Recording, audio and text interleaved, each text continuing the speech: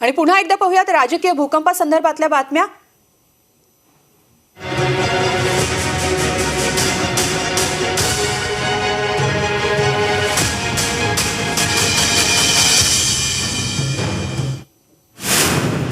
दिल्लीत आज राष्ट्रवादीच्या वर्किंग कमिटीची बैठक होतीये। दुपारी 3 वाजता शरद पवारांच्या निवासस्थानी ही बैठक होईल।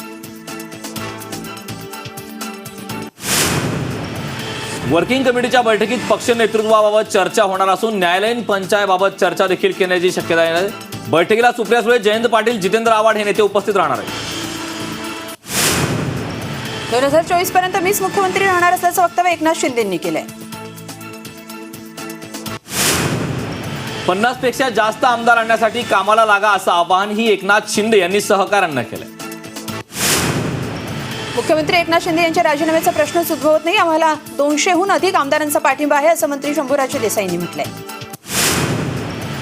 कोणताही नेता नाराज नाही, एकनाथ शिंदे यांच्या नेतृत्वावर सर्वांचा विश्वास असल्याचंही शंभूराज देसाईंनी म्हटलंय।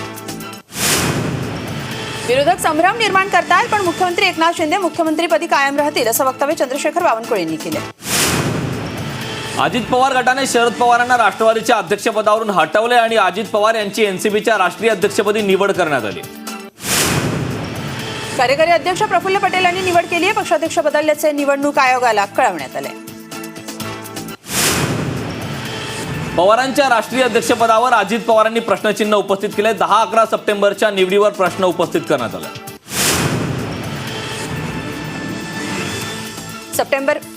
सप्टेंबरमधल्या निवडीच्या बैठकीचे पुरावेच नाहीत असा दावा करण्यात आलाय। 10-11 सप्टेंबरला पवारांच्या अध्यक्षपदी निवड झाली होती। अजित पवारांनी अखेर निवडणूक आयोगात धाव घेतल्या। पक्ष आणि चिन्हावर दावा सांगणारी याचिका देखील दाखल करण्यात आली। अजित पवारांची याचिका मिळाल्याची माहिती निवडणूक आयोगाने दिली आहे। जयंत पाटलांचे कॅवेट ही निवडणूक आयोगात दाखल झालेत। अपात्रतेची कारवाई सुरू असल्याची कॅवेटद्वारे माहिती देण्यात आली। 9 आमदारांविरुद्धच्या कारवाईची माहिती दिली आहे। 40 आमदारांच्या सह्याचं पत्र अजित पवारांकडून सादर करण्यात आलंय। अजित पवारांनी भाषण करताना सुरुवातीला शरद पवारांच्या राजकीय कारकिर्दीचा आलेख मांडला आणि वसंतदादाचं सरकार पडलं याची आठवणही करून दिली। सोनिया गांधी परदेशी आहेत असं साहेबांनी सांगितलं, आम्ही विश्वास ठेवला। साहेबांनी जे जे सांगितलं आम्ही त्याच्या प्रत्येक गोष्टीवर विश्वास ठेवला असं अजित पवार म्हणाले। शरद पवार माझे श्रद्धास्थान आहेत, मी त्यांच्या तालमीत तयार झालो, मात्र ही वेळ का आली याचा विचार झाला पाहिजे असं अजित पवार म्हणाले। मी आमदारांसोबत कधीही भेदभाव केला नाही, यापुढेही करणार नाही। आज या ठिकाणी काही आमदार उपस्थित राहू शकले नाहीत, त्यांची वेगवेगळी कारणं आहेत असं म्हणत अजित पवार यांनी म्हटलं। सत्तेमध्ये राहून लोकांचे प्रश्न सोडवता येत असतील तर का सोडू नये? महाराष्ट्राचा विकास व्हावा हे माझं स्वप्न आहे आणि महाराष्ट्राला माझ्या कामाची पद्धत माहिती आहे असं देखील अजित पवार म्हणाले। सरकार गेल्यानंतर विकास कामं थांबवण्यात आली, आपल्याला महाराष्ट्राचा विकास करायचा असं अजित पवार म्हणाले। 2019 मध्ये भाजपसोबत 5 बैठका झाल्या, मात्र तेव्हा युती होऊ शकली नाही असं म्हणत मोठा गौप्यस्फोट अजित पवारांनी केला। लोकांसमोर मला विलन केलं जातं, मला कळत नाही माझी चूक नक्की काय आहे असा खडा सवाल अजित पवार यांनी विचारला। सरकारी नोकरीत 58व्या वर्षी सेवानिवृत्त होतात, भाजपमध्ये 75 नंतर होतात असं म्हणत अजित पवारांनी शरद पवारांच्या वयाकडे लक्ष वेधलंय। तुम्ही कधी थांबणार आहात की नाहीत असा प्रश्न देखील अजित पवारांनी उपस्थित केला। देशाला करिश्मा असलेलं नेतृत्व लागतं, नरेंद्र मोदींकडे करिश्मा आहे आणि म्हणून कन्याकुमारीपासून काश्मीरपर्यंत भाजप सत्तेत आला असंही पवार म्हणाले। जे आमदार त्यांच्याकडे आले नाहीत त्यांना फोन करून भावनिक केलं जातंय, त्यांच्या घरच्यांशी बोललं जातं असं म्हणत अजित पवारांनी शरद पवार यांच्या गटावर टीका केली। मी 5 वेळा उपमुख्यमंत्री झालो, हा एक रेकॉर्ड झाला, पण गाडी त्याच्या पुढे काही जात नाहीये। मलाही राज्याचा प्रमुख व्हायची इच्छा आहे असं अजित पवार यांनी म्हटलंय।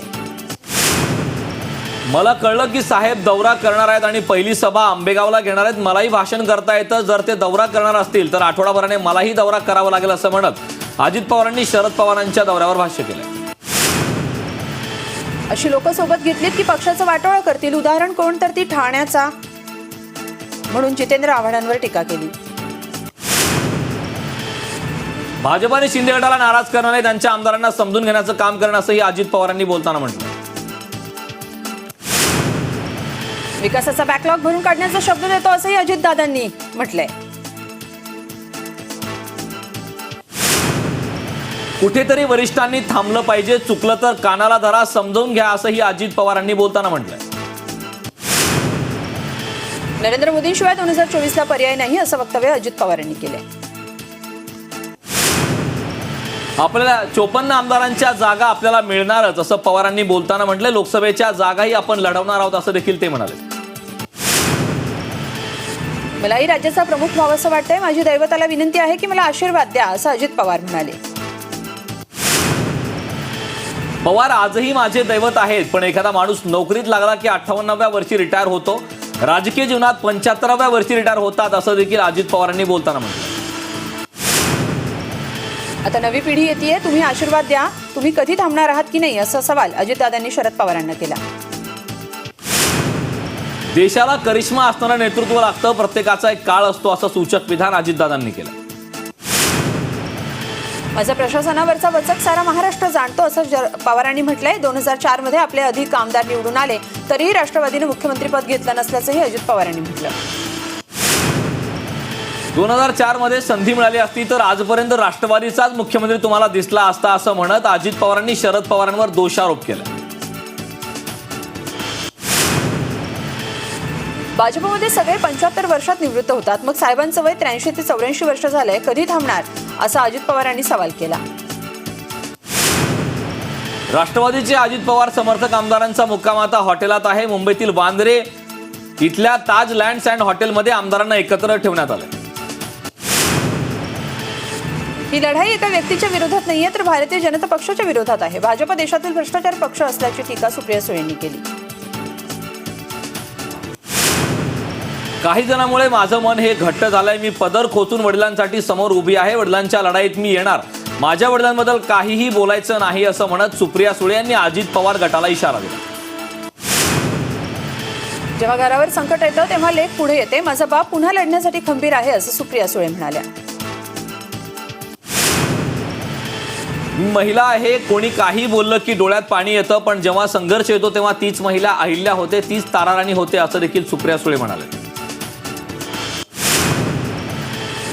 जे गेलेत त्यांना शुभेच्छा आहेत. 8-9 खुर्च्या मोकळ्या झाल्यात. या खुर्च्यांवर नवीन लोकांना बसण्याची संधी मिळेल असं सुप्रिया सुळेंनी म्हटलंय. माझा विश्वास आहे की महाराष्ट्रातील जनता युद्धाच्या मागे उभी राहील, जिद्दीने लढू.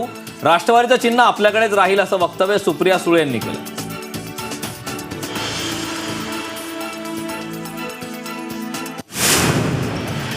काही लोक म्हणतायत पवार साहेबांचं वय झालंय. वय हा फक्त आकडा आहे. रतन टाटा, अमिताभ बच्चन आजही काम करतायत असं सुप्रिया सुळेंनी म्हटलंय.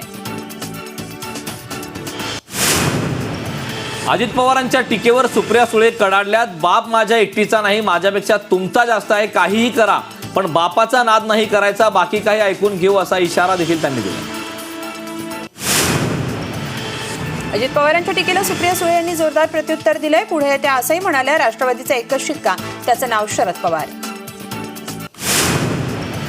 जे सोडून गेले त्यांना जाऊ द्या, आपण नवी पिढी तयार करू असं वक्तव्य शरद पवारांनी केलं.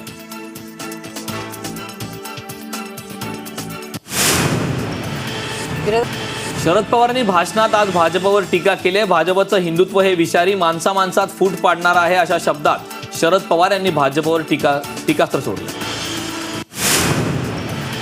आज परिस्थिती विचित्र आहे. विरोधकांशी संवाद होताना दिसत नाही. महत्त्वाच्या मुद्द्यावर लोकांशी बोललं जात नाही असंही शरद पवार म्हणाले.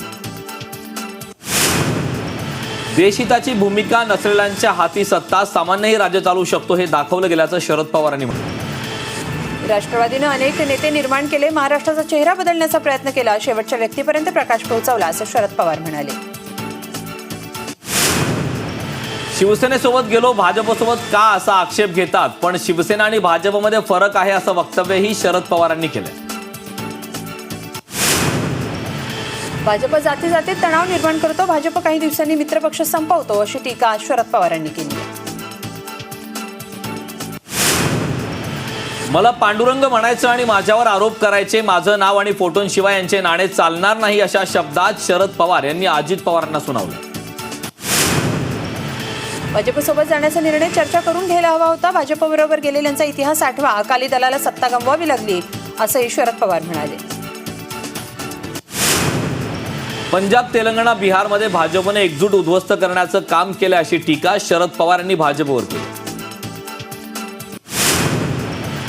विरोधकांची एकी पाहून सत्ताधाऱ्यांमध्ये अस्वस्थता निर्माण झाली आहे. देशहिताची भूमिका नसलेल्यांच्या हाती सत्ता आहे, आपल्या पुढे संकट आहेत असं शरद पवार म्हणाले.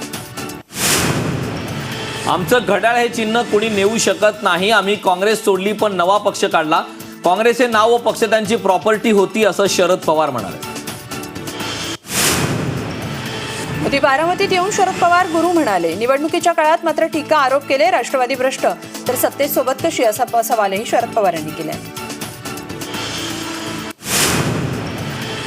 इंदिरा राजीव नरसिंहरावाच्या काळात बैठका व्हायच्या. आज मोदी कुणाशीही संवाद साधत नाहीत अशी टीका शरद पवार यांनी नरेंद्र मोदी यांच्यावर केली.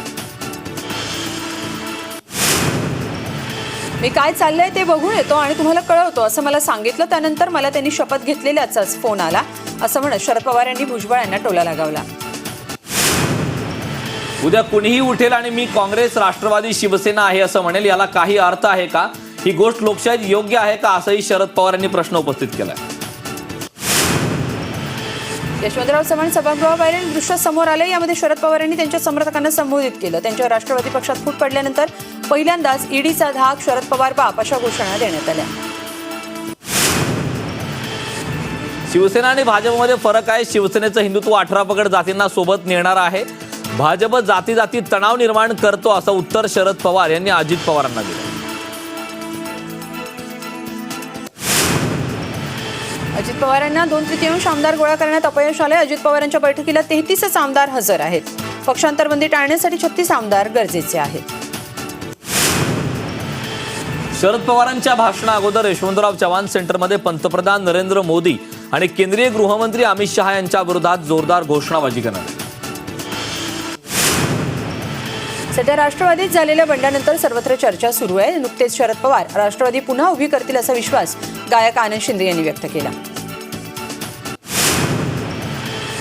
जे घडलं ते शिवसेनेसोबत, जे घडलं ते राष्ट्रवादीसोबत घडलं. पक्ष सोडून गेल्याबद्दल वाईट वाटतं असं जयंत पाटील म्हणाले. संकट कितीही आली तरी साहेबांनी विचलित न होता त्याचा सामना केलाय. शरद पवारांचा देशात दरार आहे असंही जयंत पाटलांनी म्हटलंय. कधीही कुणीही पवार साहेबांपासून बाजूला गेलं नाही, पण काही लोक आज बाजूला गेली असं आम्हाला दुर्दैव वाटतं असंही जयंत पाटील म्हणाले. पक्षाची चोरी करण्याचा थैथयाट सुरू आहे. जे प्रश्न विचारतो त्याचा पक्ष काढून घेतला जातो अशी टीका जयंत पाटलांनी केली आहे. साहेब जे बोलतील तेच धोरण आहे. पक्षातील गर्दी कमी झाली असं जयंत पाटील म्हणाले. 2019च्या मंत्रिपदाची शपथ घेताना बडवे का आडवे आले नाहीत असा सवाल जयंत पाटलांनी भुजबळ यांना केला. जयंत पाटील यांचे दोन्ही मुलं देखील यावेळी उपस्थित होते. प्रतीक आणि राजवर्धन हे दोन्ही मुलांनी वडिलांच्या लढाईत यावेळी साथ दिल्याचं पाहायला मिळालं. शरद पवारांच्या नेतृत्वात राष्ट्रवादी काँग्रेस एक नंबरचा पक्ष करू असा विश्वास राष्ट्रवादीचे युवा नेते रोहित पाटील यांनी व्यक्त केला. पुण्याचे पालकमंत्री अजित पवार की चंद्रकांत पाटील याकडे सर्वांचं लक्ष लागलंय. पुण्याचे पालकमंत्री पद अजित पवार यांच्याकडे जाऊ शकते अशी चर्चा देखील आता रंगू लागली. त्यामुळे आता दादा विरुद्ध दादा असा सामना पाहायला मिळतो. ठाण्यातही राष्ट्रवादीमध्ये 2 गट पडलेत. कळवा मुंब्रा मतदारसंघाचे आमदार जितेंद्र आव्हाड यांच्या मतदारसंघात माजी नगरसेवक नजीब मुल्ला यांच्या समर्थकांनी फलक उभारले, ज्यात अजित पवार उपमुख्यमंत्री झाल्याबद्दल शुभेच्छा दिल्यात. महाराष्ट्रातील राजकारणात होत असलेल्या उलथापालथीमुळे कोपरगाव येथील नागरिक चांगलेच संतप्त झालेत. या राजकारणाचा संताप आला असून निवडणूक आयोगाने शाईऐवजी बोटाला चुना लावा अशी मागणी त्यांनी केली. मी शपथविधीला उपस्थित होतो पण मला त्याची कल्पना नव्हती असा दावा खासदार अमोल कोल्हेंनी केला. मुंबईत आयोजित केलेल्या दोन्ही गटाच्या मेळाव्याला आमदार सरोज आहिरे यांनी दांडी मारली आहे. राष्ट्रवादी काँग्रेसमध्ये उभी फूट पडल्यानंतर आमदार सरोज आहिरे यांची भूमिका अद्याप संभ्रमावस्थेत आहे. राष्ट्रवादी काँग्रेसचे अध्यक्ष शरद पवार यांनी आमदार सरोज आहिरे यांना कन्या मानल्या तरी देखील त्या अनुपस्थित होत्या, त्यामुळे प्रश्न उपस्थित होत आहेत. राष्ट्रवादी काँग्रेसच्या देवळाली विधानसभेचे आमदार सरोज आहिरे उपचारासाठी रुग्णालयात दाखल झाल्याचं, हाताची शस्त्रक्रिया करण्यासाठी आपण हॉस्पिटलमध्ये ऍडमिट झाल्याचं स्पष्टीकरण सरोज आहिरे यांनी दिलं. राजकारणात फायदा असल्याशिवाय कोणी जात नाही असं आहिर यांनी म्हटलंय. माझी अधिकृत भूमिका मतदारसंघात कार्यकर्त्यांशी चर्चा केल्यानंतर अधिवेशन आधी जाहीर करेन असंही त्यांनी सांगितलं. 2019च्या निवडणुकीत पावसात उभा असणाऱ्या सह्याद्रीनं चित्र बदलवलं असं परखड मत खासदार अमोल कोल्हेंनी मांडलं. शरद पवारांच्या पाठीशी खंबीर उभं असल्याचं खासदार अमोल कोल्हेंनी इतिहासाचा दाखला देत सांगितलं. शरद पवार समुद्रासारखे अथांग असल्याचं मत शायरीतून जितेंद्र आव्हाडांनी मांडलं. साहेबांचा फोटो का वापरतात असा खोचक सवाल जितेंद्र आव्हाडांनी अजित पवार गटाला केलाय. भाजपच्या ढोंगी हिंदुत्वाला पवारांचा विरोध असल्यामुळे त्यांना पोटदुखी होत असल्याचा आरोप आमदार विद्या चव्हाण यांनी केला. शरद तू वेडा गुलजार म्हणत आमदार श्रीनिवास पाटलांनी पवारांवर शायरी केली. अजित पवार गटाची बैठक एमईटी येथे संपन्न झाली. कायदे आम्हालाही कळतात, 40 पेक्षा जास्त आमदार आमच्या सोबत आहेत असं छगन भुजबळ म्हणाले. राष्ट्रवादी काँग्रेस पक्ष नव्या दमाने यापुढे मजबूतीनं वाटचाल करणार आहे. काल काही नियुक्त्या केल्या, येत्या काही दिवसातही आणखी नियुक्त्या करायच्या आहेत असं भुजबळ म्हणाले. कोरोनाच्या महामारीसोबत कठीण काळात आपण लढलो तेव्हा अजित पवार एकमेव मंत्री होते जे जास्तीत जास्त वेळ मंत्रालयात बसत होते, लोकांना वेळ देत होते असं देखील रुपाली चाकणकर म्हणाले.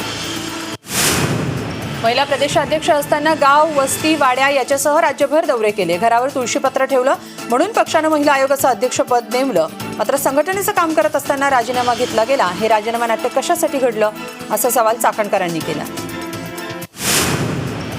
अजित पवार गटाच्या बैठकीत धनंजय मुंडे यांनी भाषण केलं. यावेळी भाषण करताना अजित पवार, छगन भुजबळ यांचा उल्लेख राष्ट्रीय नेते असा केला गेला.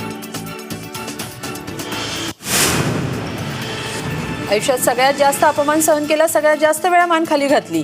संधी मिळत असतानाही केवळ साहेबांच्या शब्दाखातर मान्य केलं असं धनंजय मुंडे म्हणाले.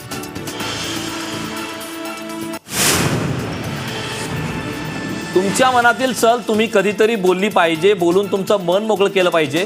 एकदा तुमच्या मनात काय आहे ते सर्वांना कळलं पाहिजे असं धनंजय मुंडे म्हणाले.